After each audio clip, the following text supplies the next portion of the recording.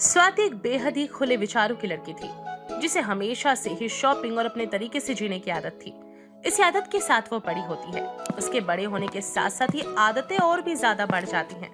अब तो स्वाति के शौक पहले से भी ज्यादा बड़े थे। उसका पूरा परिवार उसकी इस आदत से परेशान हो चुका था। और एक दिन, अरे बेटी, अब तू बड़ी हो चुकी है। अब तो कम से कम अपनी आदतें सुधार ले। आखिर कब तक तू हर जगह सुधार मांगती फिरेगी? तेरी इन्हीं हरकतों की वजह से पूरे मोहल्ले में हमारी नाक कट चुकी है। इसी वजह से तेरे लिए कोई रिश्ता नहीं आ रहा है। हाँ बेटा, तू मेरी बात मान ले। अपने लिए लड़का ना खुद ही देख ले। जैसी तेरी हरकतें है ना, मुझे लगता नहीं है कोई बहू बनाएगा तुझे अपने घर की। अरे माँ पापा, आप क्यों इतनी चिंता करते हो? अभी तो मैं छोटी बच्ची हूँ और ये सब तो मेरे खेलने की उम्र है। आप लोग भी ना फालतू की टेंशन लेते हो। बेटी, तू समझती क्यों नहीं है मेरी बात को? अगर तुझे कोई अच्छा परिवार नहीं मिला तो तू सारी जिंदगी ऐसे ही उधार मांगती रहेगी। पापा, आखिर उधार मांगने में हर्जी क्या है? जब तक लोग उधार दे लेते रहो। स्वाति, तेरा बहुत हो रहा है। अभी मैं पंडित से बात करती हूँ और कहीं दूर तेरी शादी करवाती हूँ। इतना कहकर कमला एक पंडित से मिलती है और सारी कहानी बताती है। जिसके बाद पंडित कमला को एक रिश्ते के बारे में बताते हैं और उसे समझाते हैं कि उसकी बेटी के लिए ये परिवार बिल्कुल सही रहेगा। पंडित जी, आप ही रास्ता दिखाइए। जैसी इसकी हरकतें है ना, मुझे लगता नहीं है इसे अपनी घर की कोई बहू बनाएगा भी।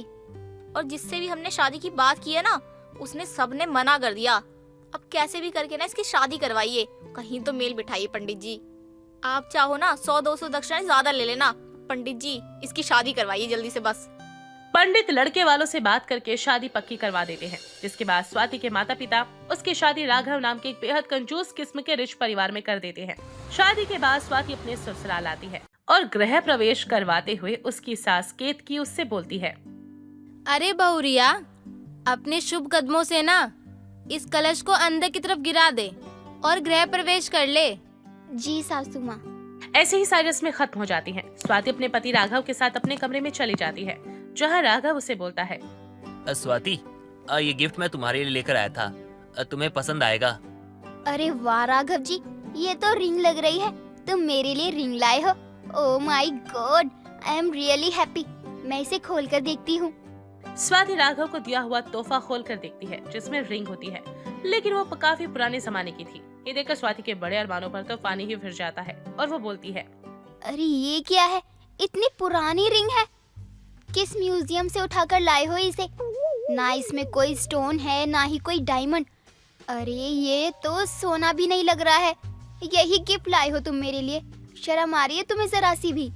अरे तुम ऐसे नहीं बोल सकती। ये मेरी दादी की निशानी है।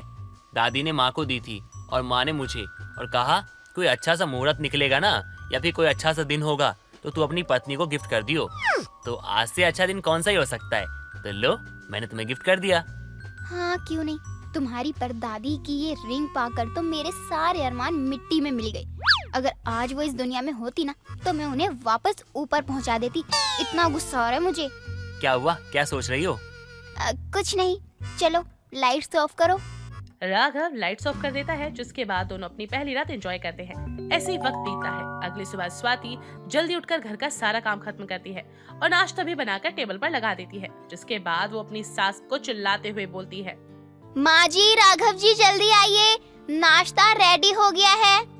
राघव और केतकी दोनों फ्रेश होकर नाश्ते के टेबल पर आते हैं, जहाँ केतकी कहती है, अरे वाह बहुरिया, मेरे कहे बिना ही तूने इतना सब कुछ बना लिया।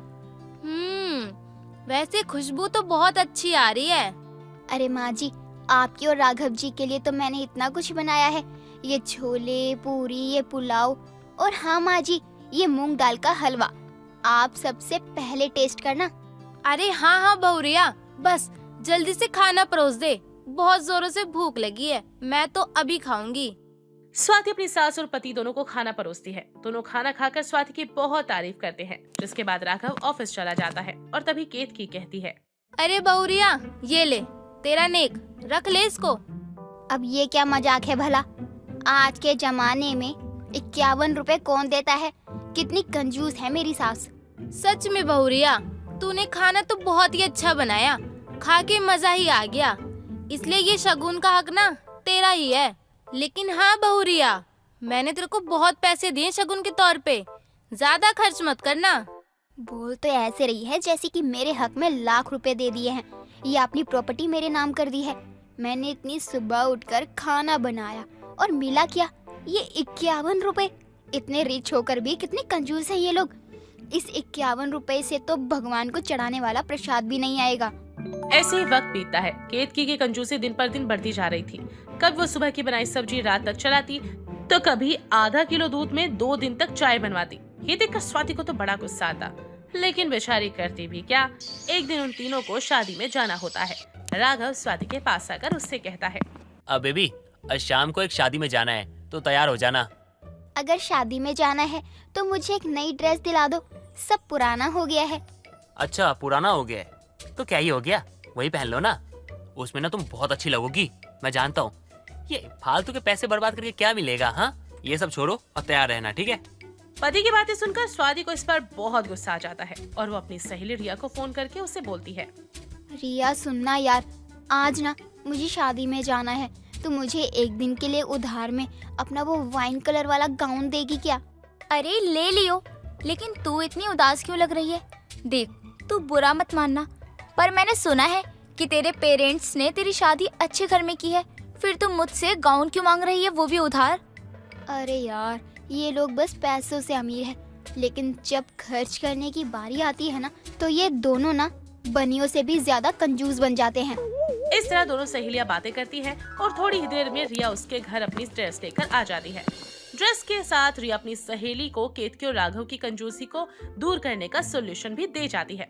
फिर अगले ही दिन स्वाति घर के पास वाले मार्केट जाती है, जहां वो ड्रेस की शॉप पर जाकर बोलती है, भाई साहब, वो मरून वाला गाउन दिखाइए। मैडम, ये गाउन 7,000 का है। बस इतना सस्ता, इससे महंगा गाउन दिखाइए, और हाँ, कुछ ब्रांडेड साड़ी भी दिखाना।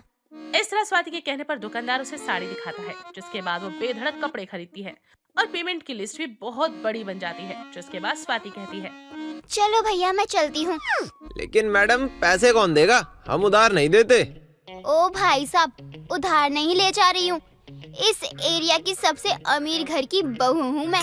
मेरे पति इसी रूट से गुजरते हैं, वो आपको पेमेंट कर देंगे।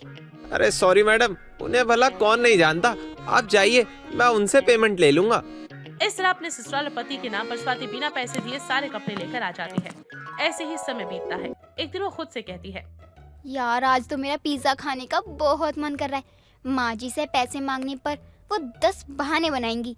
वो मुझे एक समोसा खरीदने के पैसे भी नहीं देंगी, तो पिज्जा क्या ही देंगी। रिया का बताया प्लान एक बार फिर से ट्राई करती हूँ। इतना बोलकर स्वाति अपने घर के बाहर जाती है और अपनी पड़ोसन सरला के घर जाकर उसको बोलती है, नमस्ते सरला आंटी, कैसी हैं आप?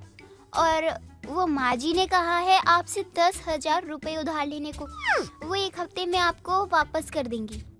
अरे स्वाति, तेरी सास को पैसे चाहिए और उसने उधार लेने के लिए तुझे मेरे पास भेजा है। अरे स्वाति, तेरी सास मुझसे पैसे क्यों मांगेगी? वो तो खुद इतनी अमीर है। ये बात तो मुझे हजम नहीं हो रही। अब वो क्या है ना आंटी जी, माँ जी घर में तो कैश रखती ही नहीं। आजकल चोर कितने हो गए हैं, वो अपने सारे पैसे बैंक में रखती हैं।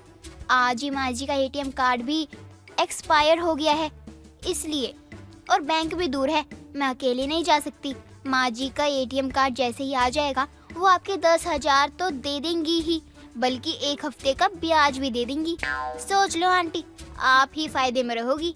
ये अच्छा मौका है, इससे तो मेरे पैसे बढ़ जाएंगे। अरे स्वाति, रुकना, कहाँ जा रही है? मैं तुझे अभी दे रही हूँ ना पैसे। अरे घर वाली बात है, इतना तो चलता रहता है। अरे अगर तू मुझे ब्याज देना चाहती है तो दे दियो, मुझे कोई दिक्कत नहीं है। इस तरह सरला स्वाति की बातों में आकर 10,000 रुपए उसको उधार दे देती है, जिसे लेकर स्वाति पिज्जा खाने के लिए रेस्टोरेंट जाती है और उधार के पैसों को एंजॉय करती है। पिज्जा के बाद वो बचे हुए पैसों से मेकअप का सामान खरीद लेती है। ऐसे ही वो रोज अपने मोहल्ले में हर किसी से अपनी सास और पति के नाम पर उधार लेती और तकरीबन ऐसे ही कई दिन बीत जाते हैं। जिसके बाद शॉपकीपर और केतकी के पड़ोसन सरला और बाकी लोग केतकी के दरवाजे पर आकर खड़े होते हैं, जहाँ शॉपकीपर बोलता है, राघव सर, ये रहा लिस्ट। ये सारा सामान भाभी जी लाई हैं। मैं कई दिनों से वेट कर रहा हूँ कि शॉप पर आकर पैसे खुद दे जाएंगे। खैर, अब मैं ही आ गया, पेमेंट कर दो आप इसकी। अरे अरे भाई साहब, आप भड़क क्यों रहे हो? और मेरी पत्नी आपके शॉप पे क्यों जाएगी और 1,20,000 की शॉपिंग करेगी क्यों? अरे साल भर के कपड़े एक दिन में थोड़ी ले जाएगी वो। अरे इतने में तो मैं खुद की एक दुकान खोल लेता कपड़ों की। अरे राघव, तू इसे पैसे दे या मत दे, लेकिन तू मेरे पैसे मुझे दे दियो, क्योंकि तेरी बीवी ना मुझसे 10,000 लेके गई थी ब्याज पे। ओहो सरला, पागल हो गई है क्या? मैं तुझसे उधार क्यों लूंगी भला? मेरे पास कोई पैसों की कमी है क्या? इस तरह सारे उधार मांगने वाले लोग उनके घर पर तमाशा बना देते हैं। तभी वहाँ पर स्वाति आकर बोलती है, अब क्या सोच रहे हो आप दोनों? सबका उधार दीजिए, वरना कहीं और तमाशा न बन जाए। आप लोग मेरी फाइनेंशियल जरूरतों को पूरा नहीं कर सकते, इसलिए मैंने सबसे उधार लेकर अपनी ख्वाहिशें पूरी की। देख ले बेटा, इसके कारण ना हमारे ऊपर कितना उधार का बोझ हो चुका है। अरे चुकाते चुकाते ना हमारी इज्जत का फालूदा ही हो गया अब तो। माँ, ये सब कुछ आपके कारण हो रहा है। आपने कंजूसी की थी और आपकी कंजूसी के कारण उसकी छोटी छोटी ख्वाहिश पूरी नहीं हुई, जिसके कारण आज हमें ये दिन देखना पड़ रहा है। अब आप दोनों लड़ो मत, सबके पैसे देकर भेजो। और हाँ, आगे से मुझसे कोई कंजूसी करने से पहले आज के दिन को जरूर याद कर लेना, समझे आप दोनों?